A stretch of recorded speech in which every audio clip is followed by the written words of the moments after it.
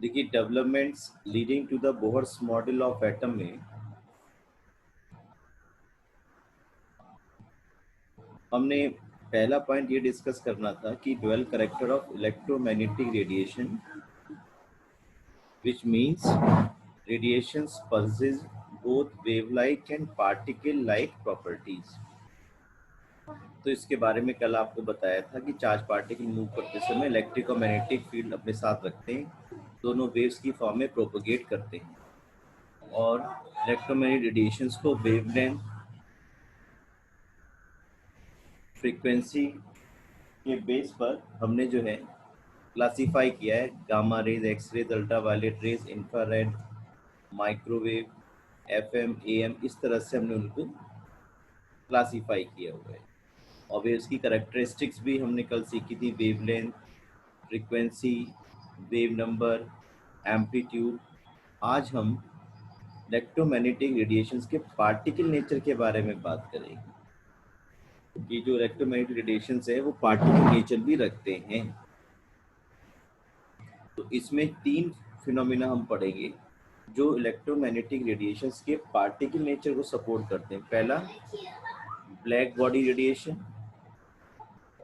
ऐसा ऑब्जेक्ट, ऐसी बॉडी जो उस पर फॉल करने वाले सभी रेडिएशंस को एब्जॉर्ब कर ले और उसे एमिट भी कर दे, यानी कि 100% absorber and 100% emitter of radiations, या इसको आप लाइट भी बोल सकते हो, is called a black body.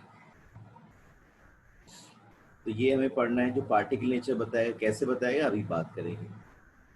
Second हम पढ़ेंगे फोटो इलेक्ट्रिक इफेक्ट, जो कि इलेक्ट्रोमैग्नेटिक रेडिएशन के पार्टिकल नेचर को सपोर्ट करता है। जैसे आपने इलेक्ट्रोमैग्नेटिक रेडिएशंस के वेव नेचर को वेव्स की कैरेक्टरिस्टिक्स के हेल्प से एक्सप्लेन किया, frequency, wavelength, wave number, amplitude, ऐसे ही जो इलेक्ट्रोमैग्नेटिक रेडिएशंस का पार्टिकल नेचर है वो हम ब्लैक बॉडी रेडिएशन से एक्सप्रेस करेंगे, फोटो इलेक्ट्रिक इफेक्ट से सपोर्ट करेंगे, और variation of heat capacity of solid as a function of temperature.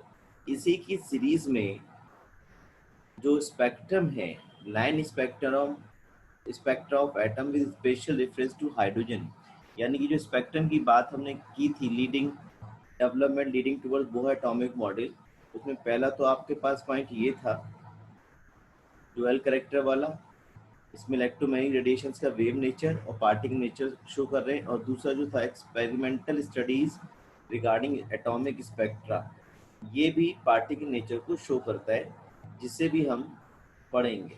तो ये फोर्थ पॉइंट वही है, line spectra of atoms with special reference to hydrogen. Spectrum का प्लूरल है स्पेक्ट्रा, राइट। तो पहले हम बात कर लेते हैं ब्लैक बॉडी रेडिएशंस की, कि ब्लैक बॉडी रेडिएशन किस तरह से इलेक्ट्रोमैग्नेटिक रेडिएशन के पार्टिकल नेचर को शो करती है। तो ब्लैक बॉडी क्या होते हैं, कैसे उनको डिफाइन करते हैं, वो एक लाइन में आप समझ सकते हैं। जो ब्लैक बॉडी ऑब्जेक्ट्स होते हैं, जिनको हम ब्लैक बॉडी बोल सकते हैं, वो 100% लाइट जो भी उनके ऊपर फॉल होती है उसे एब्जॉर्ब कर सकते हैं, और 100% लाइट जो उन्होंने एब्जॉर्ब की हुई है उसे एमिट भी कर सकते हैं। तो जो एक ब्लैक ऑब्जेक्ट है या ब्लैक बॉडी है, वो 100% absorber of radiation and emitter है। ये देखिए लिखा है, an ideal body which emits and absorbs radiations of all frequencies uniformly is called a black body, and the radiation emitted by such a body called black body radiation। यानी कि ऐसा object जो उस पर पड़ने वाले सभी तरह की लाइट को पूरी तरह से एब्जॉर्ब कर ले और उसे एमिट भी कर दे, वो आपका ब्लैक बॉडी कहलाएगा। ट्रू सेंस में, रियल सेंस में, प्रैक्टिकली ऐसा कोई भी बॉडी हमारे पास नहीं है जो परफेक्टली ब्लैक बॉडी की तरह काम कर सके, यानी कि परफेक्टली जो रेडिएशन है उनको 100% एब्जॉर्ब कर सके और उन्हें एमिट कर सके। हालांकि जो काजल हम लगाते हैं, कार्बन ब्लैक जिसे हम बोलते हैं काजल, वो बहुत ही क्लोज एक ब्लैक बॉडी की तरह काम कर पाता है और उसकी जो एफिशिएंसी है वो लगभग 97 से 98% तक की होती है।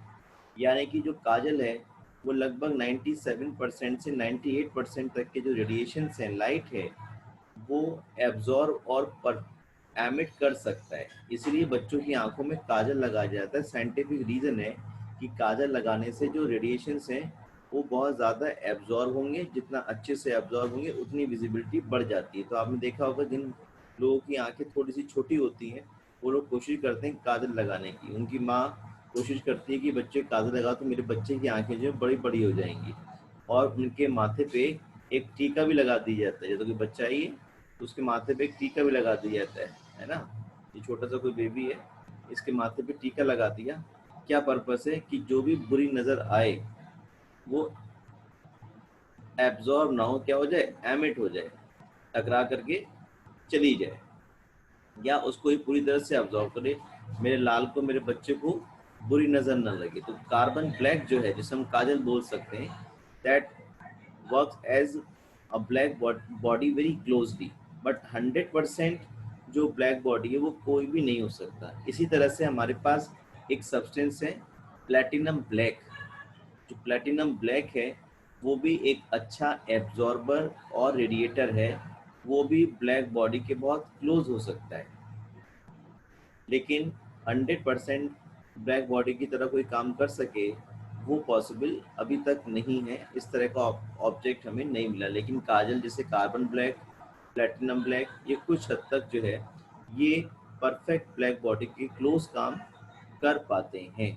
तो क्यों, तो किस तरह से ब्लैक बॉडी जो है वो इलेक्ट्रोमैग्नेटिक रेडिएशन के पार्टिकल नेचर को शो करता है वो हम देखते हैं। हाँ सत्यम बोलिए। सर ये कैसे पता चलता है कौन चीज को एमिट होना है और कौन चीज को मतलब उसे एब्जॉर्ब करना है? नहीं नहीं, ब्लैक बॉडी वो ऑब्जेक्ट है जो सभी रेडिएशंस को, सभी लाइट को, जो भी आप उसके ऊपर फॉल करो उन्हें आप उसे एब्जॉर्ब कर पाते हैं। ये बिल्कुल उसी तरीके से है। मैं आपसे इंग्लिश में बात करूं, चाइना में बात करूं, या फ्रेंच में बात करूं, या इटालियन में बात करूं, आप सारी तरह की लैंग्वेज को समझें और उसमें आंसर करें, तो आप ब्लैक बॉडी हो गए। जो कोई भी रेडिएशन ऑब्जेक्ट पे पड़े उसे ऑब्जेक्ट पूरी तरह से एब्जॉर्ब कर ले और एमिट भी कर सके। ठीक है। Okay sir. तो ये ब्लैक बॉडी किस तरह से ऑब्जेक्ट, कैसे ये इलेक्ट्रोमैग्नेटिक रेडिएशंस के पार्टिकल नेचर को सपोर्ट करता है, उसके लिए हमने एक एग्जांपल यहाँ पे लिया हुआ है। हम क्या करेंगे, एक ऑब्जेक्ट को हम हीट करेंगे। एक आयरन का ऑब्जेक्ट जो है वो हम हीट करेंगे, और जब आप आयरन के ऑब्जेक्ट को हीट करेंगे तो आपको इस तरह के ऑब्जर्वेशंस मिलेंगे। ऑब्जर्वेशन किस तरह के मिलेंगे, देखिए, जब आपने आयरन के ऑब्जेक्ट को हीट करना शुरू किया तो पहले वो लाइट रेड होगा, फिर और लंबे समय तक हीट करेंगे फिर वो डार्क रेड हो जाएगा, और लंबे समय तक हीट करेंगे वो और ज़्यादा डार्क रेड हो जाएगा, और लंबे समय तक हीट करेंगे तो वो लाइट येलो में कन्वर्ट हो, लाइट ब्लू कलर का हो जाएगा, और लंबे समय तक हीट करेंगे वो फिर और लाइट येलो कलर का हो जाएगा, और बहुत ज़्यादा हाई करने पर आप देखेंगे वो वाइट कलर में चेंज हो जाएगा। यानी कि आयरन का जो ऑब्जेक्ट है जब हम उसे हीट कर रहे हैं तो वो पहले लाइट रेड, उसके बाद डार्क रेड, उसके बाद और ज़्यादा डार्क रेड, फिर लाइट येलो, फिर और लाइट येलो, और अल्टीमेटली वाइट कलर में वो चेंज हो जाएगा। वाइट कलर की लाइट को वो एमिट करना शुरू कर देगा। एक बात बहुत अच्छे से समझ लीजिए, कोई भी ऑब्जेक्ट का कलर वो दिखाई पड़ता है जिस कलर की लाइट को वो एमिट करता है। जिस कलर की लाइट को वो एमिट करेगा वो आपका कलर दिखाई पड़ेगा।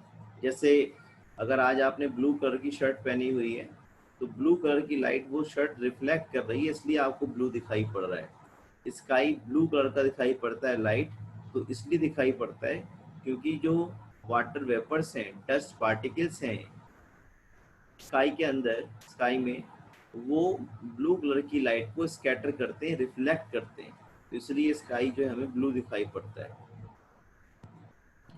तो यहाँ ये समझाने का पर्पस ये है कि जब हम लगातार लाइट आयरन ऑब्जेक्ट को हीट कर रहे हैं तो आयरन ऑब्जेक्ट जो कि लाइट ग्रे कलर का था या डार्क ग्रे कलर का था, जब उसे हीट करना शुरू किया तो पहले वो लाइट रेड हुआ,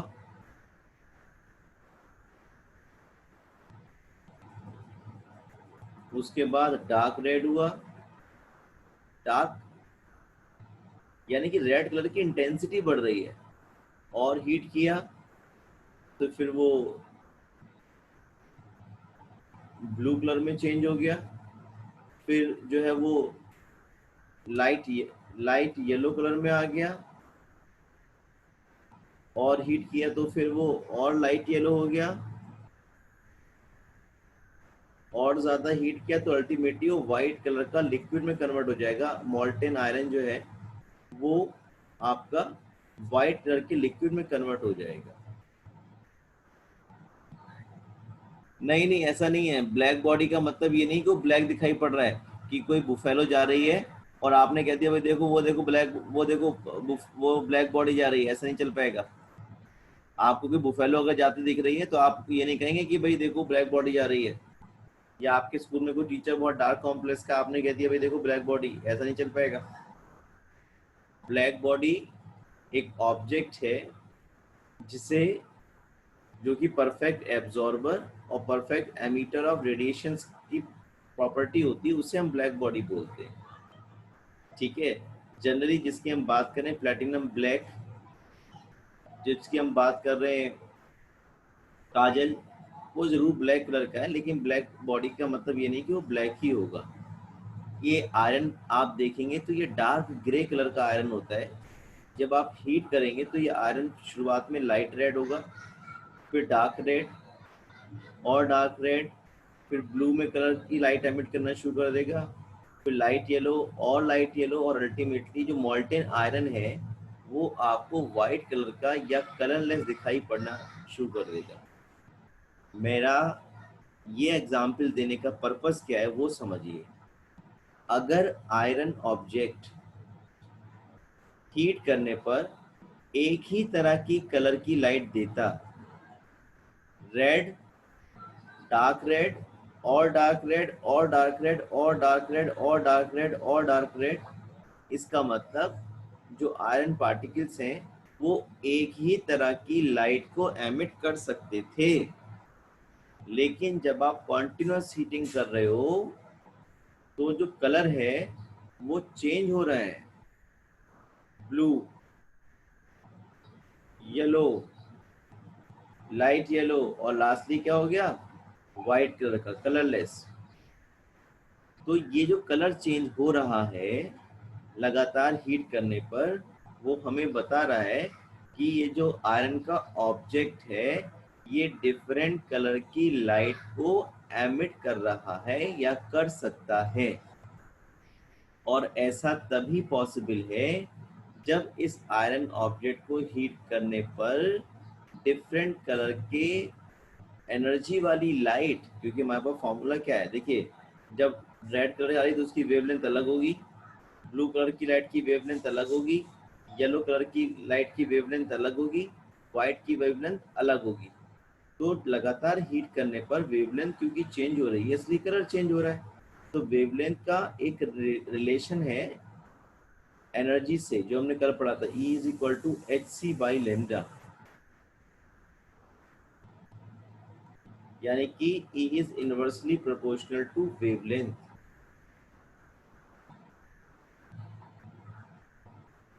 जब आप ज्यादा अमाउंट ऑफ हीट दे रहे हो तो वेवलेंथ क्या हो रही है, चेंज हो रही है लगातार। ऐसा तभी पॉसिबल है जब लाइट डिफरेंट एनर्जी वाले पार्टिकल से बनी हो, जिसे हम फोटॉन या क्वांटा बोलते हैं।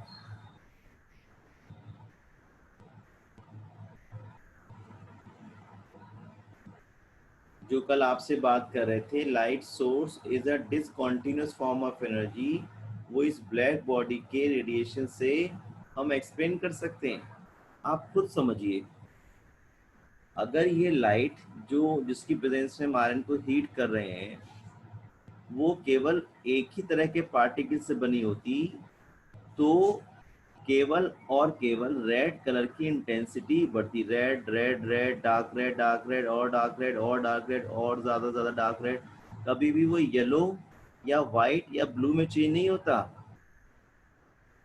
आपके घर में जब स्टोव जलता है, बर्नर जलता है, चूल्हे जलते हैं, तो आप देखेंगे कभी वो ब्लू फ्लेम देता है और कभी कभी बीच में वो लाइट येलो कलर की फ्लेम भी देने लगता है।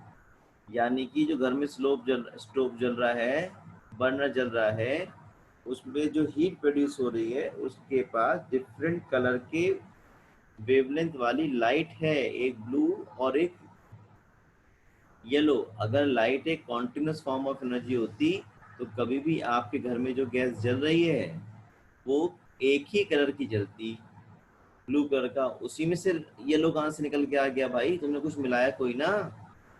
यानी कि जो लाइट है वो different and colour different colour की वेवलेंथ रखती है। आपने रेनबो भी देखा हुआ ना, विवग्योर। क्या पर्पस है विवग्योर का भाई? रेड भी उसी के अंदर दिख रहा है, लाइट तो सन वाली ही है, पर क्या हो रहा है उसमें 7 कलर दिखाई पड़ेंगे आपको विवग्योर। क्यों? क्योंकि लाइट डिफरेंट कलर के पार्टिकल से मिलके बनी है। डिफरेंट कलर के पार्टिकल्स का मतलब है डिफरेंट एनर्जी वाले पार्टिकल से मिलके बनी है, जिसे हम फोटोन और क्वांटा बोलते हैं। और हर फोटोन की जो एनर्जी है वो वेवलेंथ पे डिपेंड करेगी, जिससे हम E equal to H C upon lambda से निकाल सकते हैं। तो ये बात लाइट के पार्टिकल नेचर को सपोर्ट करती है कि अगर किसी ब्लैक बॉडी को हम हीट करेंगे, तो वो कॉन्टिन्यूसली अपना कलर, या किसी भी ऑब्जेक्ट को हम हीट करेंगे तो वो डिफरेंट कलर के रेडिएशंस को एमिट कर रही है। यानी कि लाइट सोर्स तो वही है। जब आप उसी फ्लेम में लगातार हीट कर रहे हो तो कलर चेंज होता चला जाता है। क्यों? क्योंकि वो जो लाइट है वो डिफरेंट कलर के पार्टिकल से मिलकर के बनी है, और स्पेक्ट्रम उसका ही वो एक बहुत बढ़िया एग्जाम्पल है। एक ही लाइट में 7 कलर दिखाई पड़ रहे हैं आपको, और होते तो बहुत सारे हैं, लेकिन आपको 7 जो है मेजर तरीके से नोटिस हो जाते हैं। तो ये जो ब्लैक बॉडी वाली बात हमने आपको बताई, ये आपको लाइट के पार्टिकल नेचर को शो कर रहा है कि जो लाइट है वो डिफरेंट एनर्जी वाले पार्टिकल्स से बनी होती है, जिन्हें हम फोटोन या क्वांटा बोलते हैं। एक ही तरह के पार्टिकल्स नहीं होते। अगर एक ही तरह के पार्टिकल्स होते तो केवल रेड कलर की जो इंटेंसिटी है वही लगातार बढ़ती, ऐसा नहीं होता। और हर क्वांटा की फोटोन की जो एनर्जी है वो हम E equal to H nu फार्मूले से या E equal to H C upon lambda से पता कर सकते हैं। नेक्स्ट हम बात करेंगे फोटो इलेक्ट्रिक इफेक्ट की। ये भी लाइट के पार्टिकल नेचर को शो करेगा।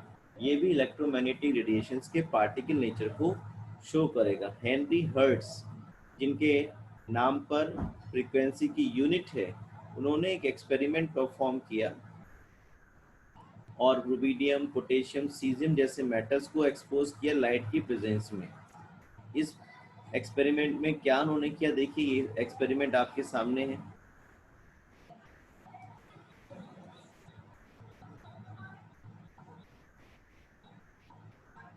ये एक्सपेरिमेंट आपका फोटो इलेक्ट्रिक इफेक्ट को बता रहा है। इसे स्टडी करने के लिए हमने क्या किया, देखिए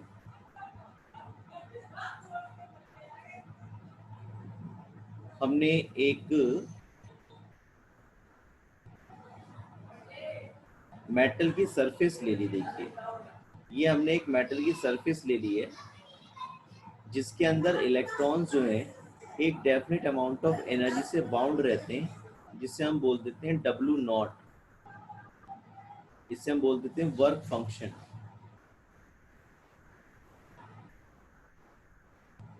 वर्क फंक्शन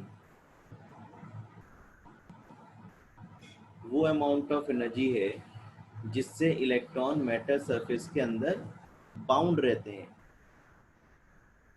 हमने क्या किया, यहाँ पर एक दूसरा मेटल की सरफेस ले ली जो डिटेक्टर की तरह काम करेगा। ये डिटेक्टर है। डिटेक्टर इन द सेंस जैसे ही इलेक्ट्रॉन अगर यहाँ से इजेक्ट होंगे इस मेटल सरफेस से और टकराएंगे तो इस सर्किट को कंप्लीट कर देगा और एमीटर में डिफ्लेक्शन आपको मिल जाएगा। एमीटर बताएगा कि करंट है सर्किट में या नहीं है। और ये दो बैटरी यहाँ से कनेक्ट कर दी है। बैटरी का एनोड है पॉजिटिव एंड और नेगेटिव एंड बैटरी का कैथोड है। तो ये आपके पास जो मेटल की सरफेस है ये कैथोड की प्लेट है और ये जो डिटेक्टर है ये एनोड की तरह काम करता है। अब अगर आप इस मेटल की सरफेस पर लाइट फॉल करेंगे जिसके पास energy H nu, H Planck's constant, nu frequency है लाइट की, या वेवलेंथ लैम्डा वाली लाइट आप फॉल करेंगे तो इस मेटल की सरफेस में से इलेक्ट्रॉन बाहर आएगा या नहीं आएगा वो इस एनर्जी की अमाउंट पर डिपेंड करेगा। अगर जो लाइट सोर्स है आपके पास उसके पास एनर्जी की अमाउंट यानी कि एच न्यू वर्क फंक्शन से ज़्यादा है तभी फोटोइलेक्ट्रिक इफेक्ट ऑब्जर्व होगा। फोटोइलेक्ट्रिक इफेक्ट है क्या? Ejection of electron from metal surface when a suitable energy of light allowed to fall on it. इस मेटल सरफेस के अंदर इलेक्ट्रॉन बाउंड है और अगर आपने इस मेटल सरफेस पे उतनी एनर्जी वाली लाइट फॉल की जिसके पास एनर्जी जिस एनर्जी से इलेक्ट्रॉन मेटल सरफेस के अंदर बाउंड है उससे ज़्यादा है या उसके इक्वल है तभी इलेक्ट्रॉन इस मेटल सरफेस से बाहर आ पाएंगे। और क्योंकि इलेक्ट्रॉन नेगेटिवली चार्ज है तो वो पॉजिटिवली चार्ज एनोड की तरफ मूव करेंगे और सर्किट कंप्लीट होने पर यहाँ एमीटर में आपको डिफ्लेक्शन दिखाई पड़ता है। तो सर डिटेक्टर कौन से एलिमेंट से बना है? क्या चीज? सर डिटेक्टर कौन से एलिमेंट से बनाया गया था? मेटल कौन सा लिया गया है यहाँ पर? डिटेक्टर में हाँ, यहाँ पे देखिए उस तरह के मेटल लिए गए हैं जिनमें से इलेक्ट्रॉन निकालना आसान हो। आप देखेंगे जो आपके पास पीरियोडिक टेबल है उसमें ये फर्स्ट ग्रुप की अगर हम बात करें तो ऊपर जो एलिमेंट रहते हैं हाइड्रोजन रहेगा, यहाँ पर लिथियम रहता है, फिर सोडियम, फिर पोटेशियम, फिर रुबिडियम, फिर सीजियम, फिर फ्रॉन्शियम। तो ये फ्रॉन्शियम बड़े साइज का एटम है। जितना साइज बड़ा होगा उतना ही इलेक्ट्रॉन और न्यूक्लियस के बीच की डिस्टेंस कैसी होगी? ज़्यादा होगी और कम एनर्जी से इलेक्ट्रॉन को हम इजेक्ट कर सकते हैं, बाहर ला सकते हैं।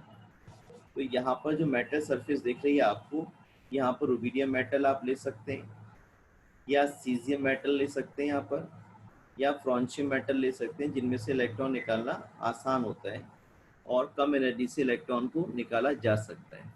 तो आपको ये बताने की कोशिश की जा रही है कि अगर आपने ऐसा लाइट सोर्स यूज़ किया है जिसके पास एनर्जी वर्क फंक्शन के बराबर, जैसे मान लीजिए वर्क फंक्शन की अमाउंट 10 है और आपने ऐसी लाइट सोर्स यूज़ किया जिसकी एनर्जी कितनी है? 8 है, तो फोटो इलेक्ट्रिक इफेक्ट ऑब्जर्व नहीं होगा। यानी कि अगर एच न्यू की वैल्यू जो आप फॉल कर रहे हो मेटल सरफेस पर that is lesser than work not, ये 10 है और ये 8 है, तो इलेक्ट्रॉन का इजेक्शन नहीं होगा। हाँ, अगर एच न्यू की अमाउंट डब्ल्यू नॉट के बराबर है कि 10 वर्क फंक्शन है, 10 ही आप जूल की एनर्जी फॉल कर रहे हो तो फोटो इलेक्ट्रिक इफेक्ट हो जाएगा। फोटो इलेक्ट्रिक इफेक्ट का मतलब है ejection of electron from metal surface. जैसे आपके पास में मिठाई का डिब्बा है और इस मिठाई के डिब्बे के ऊपर जो है यहाँ पर मिठाई के डिब्बे के ऊपर यहाँ पर कवरिंग हो रखी है और इस मिठाई के डिब्बे के अंदर जो है आपके पास लड्डू रखे हुए हैं।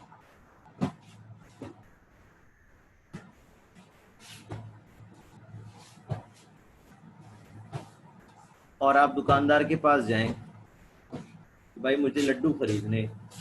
दुकानदार ने कहा भाई जो लड्डू है वो 10 रुपीस के हैं, भाई ये डिब्बा जो 10 रुपीस का है।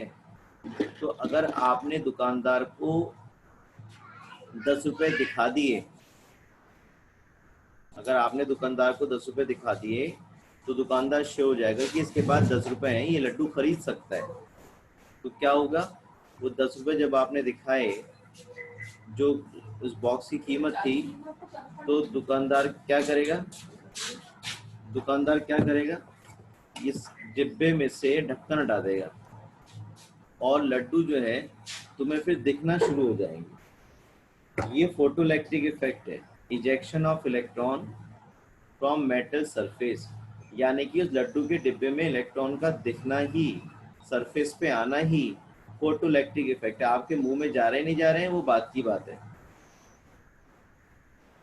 तो मेटल सरफेस पर इलेक्ट्रॉन अगर लाइट फॉल करने पर सरफेस पर आ जाते हैं तो वो फिनोमिना फोटोइलेक्ट्रिक इफेक्ट कहलाएगी। फोटोइलेक्ट्रिक इफेक्ट की डेफिनेशन ही यही है, the ejection of electron from metal surface when a suitable energy of light is allowed to fall on it। मैं बार बार रिपीट कर रहा हूँ, a suitable energy of light, इसका मतलब ऐसा नहीं है कि आप किसी भी सोर्स ऑफ लाइट को फॉल करेंगे और फोटोइलेक्ट्रिक इफेक्ट हो जाएगा। यानी कि ऐसा नहीं है कि जो 8 जूल की एनर्जी आपने दी और ज़रूरत इलेक्ट्रॉन को निकालने के लिए 10 जूल की है तो फोटोइलेक्ट्रिक इफेक्ट हो जाएगा, ऐसा नहीं है। आपको एक डेफिनेट सोर्स ऑफ एनर्जी वाली लाइट ही चाहिए होगी, उसी से फोटोइलेक्ट्रिक इफेक्ट हो पाएगा। तो ये भी लाइट के पार्टिकल नेचर को शो कर रहा है, क्योंकि अगर सभी लाइट में एक सी ही एनर्जी होती तो फोटोइलेक्ट्रिक इफेक्ट किसी भी लाइट सोर्स से हो सकता था। आप टॉर्च लेके खड़े हो जाते, किसी भी मेटल सरफेस से फॉल करते, ले निकल, ऐसे इलेक्ट्रॉन नहीं निकलेगा। आपको एक एनर्जी जो कि वर्क फंक्शन से ज्यादा अमाउंट की एनर्जी हो तभी वो इलेक्ट्रॉन मेटल सरफेस से इजेक्ट हो पाएगा, तो वही कहलाएगा फोटोइलेक्ट्रिक इफेक्ट। आपने कंक्लूजन समझा, देखिए कंक्लूजन क्या हुआ, अगर ये इलेक्ट्रॉन मेटल सरफेस से किसी भी लाइट सोर्स से निकल सकते तो कोई दिक्कत ही नहीं थी। तो इसका मतलब जो लाइट सोर्स है वो एक ही तरह के एनर्जी वाले पार्टिकल से मिलके बना है, लेकिन ऐसा नहीं है। आप हर लाइट सोर्स यूज करके फोटोइलेक्ट्रिक इफेक्ट नहीं कर सकते, इलेक्ट्रॉन का इजेक्शन नहीं कर सकते। एक डेफिनेट अमाउंट ऑफ एनर्जी ही जब तक आप फॉल नहीं करेंगे तब तक फोटोइलेक्ट्रिक इफेक्ट आपको ऑब्जर्व नहीं होगा। इस फोटोइलेक्ट्रिक इफेक्ट को आइंस्टीन ने एक इक्वेशन की हेल्प से एक्सप्लेन करने की कोशिश की। वो इक्वेशन उन्होंने ऐसे बनाया, kinetic energy is equal to H nu minus W nought. इनका कहना ये था, अगर आप जो लाइट सोर्स फॉल कर रहे हैं मेटल सरफेस के अंदर, उसकी energy work function W not से कम है, ये कम है, तो फोटोइलेक्ट्रिक इफेक्ट ऑब्जर्व नहीं होगा। दूसरा इन्होंने कहा कि अगर आप लाइट सोर्स जिसकी एनर्जी एच न्यू है वो वर्क फंक्शन के इक्वल है तो इलेक्ट्रॉन मेटल सरफेस के बाहर आ जाएंगे और यही फोटोइलेक्ट्रिक इफेक्ट ऑब्जर्व होगा। लेकिन अगर आपने एनर्जी की, जो लाइट की एनर्जी है वो वर्क फंक्शन से ज़्यादा रिलीज फॉल की है तो फोटोइलेक्ट्रिक इफेक्ट तो होगा ही होगा। साथ ही साथ जो एक्स्ट्रा अमाउंट ऑफ एनर्जी है उससे इलेक्ट्रॉन गेन करके काइनेटिक एनर्जी की फॉर्म में गेन कर लेगा और v वेलोसिटी से, काइनेटिक एनर्जी क्या है 1/2 mv², v वेलोसिटी से अपोजिटली चार्ज इलेक्ट्रोड यानी कि एनोड की तरफ मूव करेगा। ठीक है, तो जो एक्स्ट्रा अमाउंट ऑफ एनर्जी है उसको इलेक्ट्रॉन गेन कर लेगा और अपोजिटली चार्ज एनोड की तरफ मूव करके सर्किट को कंप्लीट करेगा और फोटोइलेक्ट्रिक इफेक्ट तो हो गई होगा, सर्किट कंप्लीट हो जाएगा। तो दो बातें आपने सीखी, अगर लाइट सोर्स जो आप फॉल कर रहे हो उसकी एनर्जी वर्क फंक्शन के बराबर है तो भी फोटोइलेक्ट्रिक इफेक्ट होगा। यानी कि 10 रुपए जो दुकानदार ने आपको दिखाए तो दुकानदार आपको वो लड्डू का डिब्बा खोल के दिखाएगा, देखो ये लड्डू है 10 रुपए में। आपको वो लड्डू मिलेंगे नहीं, आपके मुंह तक कब जाएंगे, जब आप उस बॉक्स को परचेज कर लेंगे और उस बॉक्स की अमाउंट भी आपको देनी पड़ेगी। 5 रुपए का बॉक्स भी है वो भी देना पड़ेगा, तभी वो लड्डू आप उस बॉक्स में से ले पाओगे, वो तो उसके काउंटर में रखे होंगे। ठीक है, तो अगर आपने उतनी एनर्जी वाली लाइट फॉल की जिससे कि इलेक्ट्रॉन मेटल सरफेस के अंदर बाउंड है, तब भी फोटोइलेक्ट्रिक इफेक्ट आपको ऑब्जर्व हो जाएगा। और अगर जो एनर्जी आपने फॉल की है वो मेटल सरफेस में जो इलेक्ट्रॉन बाउंड उससे ज़्यादा है तो फोटोइलेक्ट्रिक इफेक्ट तो होगा ही होगा।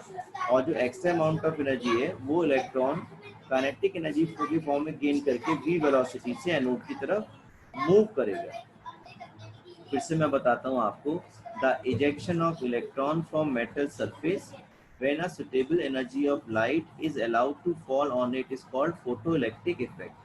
फोटोइलेक्ट्रिक इफेक्ट इलेक्ट्रोमैग्नेटिक रेडिएशंस के लाइट के पार्टिकल नेचर को सपोर्ट करता है। अगर लाइट केवल एक ही तरह के पार्टिकल से मिलकर बनी होती तो किसी भी सोर्स से आप लाइट को फॉल करते मेटल सरफेस पर और फोटोइलेक्ट्रिक इफेक्ट आपको देखने को मिलता। ऐसा नहीं है, मैं बार बार यूज कर रहा हूँ, when a suitable energy of light is allowed to fall on it then only photoelectric effect will be observe. तो इसका मतलब क्या है, जो लाइट हम सुटेबल एनर्जी की बात कर रहे हैं उनके पास कुछ ऐसे एनर्जी वाले पार्टिकल्स होंगे जिनकी एनर्जी वर्क फंक्शन से इक्वल या उससे ज़्यादा होगी। तो ये लाइट के पार्टिकल नेचर को बिल्कुल अच्छे से एक्सप्लेन कर रहा है, इसमें कोई डाउट ही नहीं है। Photoelectric effect. Excuse me sir. हाँ बोलो बेटी। सर जब इक्वल होगा सेकंड वाले केस में तो वो कैसे भी वेलोसिटी से मूव करेगा? ना मूव नहीं करेगा, वो तो मैंने आपको बहुत बढ़िया एग्जाम्पल दिया। जैसे मान लीजिए ये बॉक्स है, ये काउंटर है, जो शॉप का काउंटर है वो है, इस पे पर्दा पड़ा हुआ था, इसके अंदर लड्डू रखे हुए हैं। जब आपने कहा भाई मुझे लड्डू खरीदने और उसे लग रहा है ये पर्सन लड्डू खरीदेगा, इससे पैसे नहीं होंगे, तो कहेगा भाई 10 रुपए किलो लड्डू लड्डू है ये, तो बोला अच्छा।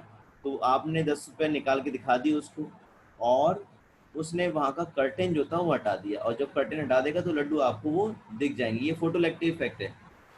फोटोइलेक्ट्रिक इफेक्ट की डेफिनेशन है ejection of electron from metal surface when a suitable energy of light is allowed to fall on it. ये फोटोइलेक्ट्रिक इफेक्ट हो गया, यहाँ मूव नहीं कर रहे हैं। अगर आप चाहते हो ये लड्डू जो है आपके मुंह में आ जाए तो उसके लिए आपको 2 रुपए डिब्बे के भी देने पड़ेंगे भाई, बॉक्स के। 10 किलो तो हो गया आपका लड्डू और 2 रुपए का बॉक्स है सपोज। तो जब वो दुकानदार आपको लड्डू देगा, आप लड्डू ऐसे करो उसे काउंटर में हाथ डाल के खा लोगे, आपको वो लड्डू कैसे देगा, एक बॉक्स में रख के देगा, और उस बॉक्स की कॉस्ट कितनी है, 2 रुपीज़ है। तो जब लड्डू आपको बॉक्स में रख करके मिलेंगे तभी तो आप उसे घर ले जाके खा पाओगे। तो ये जो 2 रुपए ज़्यादा यहाँ मिल रहे हैं वो काइनेटिक एनर्जी की फॉर्म में इलेक्ट्रॉन गेन कर लेगा। अगर आपने 12 रुपए दिए तो बॉक्स में रख के आपको घर ले जा करके खा सकते हैं। तो अगर जो आपके पास एनर्जी जिससे हम W नॉट बोल रहे हैं वो मान लीजिए 10 है और आपने 10 जूल वाली एनर्जी फॉल की तो फोटोइलेक्ट्रिक इफेक्ट तो हो जाएगा, इलेक्ट्रॉन निकल के मेटल सरफेस पे आ तो जाएंगे लेकिन मूव नहीं करेंगे। ऐसे केस में मूव तभी करेंगे जब आप एनर्जी वर्क फंक्शन से ज़्यादा, जैसे 12 आपने फॉल की तो 10 से तो इलेक्ट्रॉन मेटल की सरफेस पे आ गए, और जो दो extra amount of energy 2 joule उसे गेन करके इलेक्ट्रॉन वी वेलोसिटी से एनोड की तरफ मूव करना शुरू कर देंगे। तो हमने ये नहीं कहा आपसे सेकंड वाले केस में कि इलेक्ट्रॉन जो है मेटल सरफेस की तरफ मूव करेंगे, नहीं करेंगे, केवल मेटल सरफेस से निकल के उस पे सरफेस पे आ जाएंगे। ठीक है ना।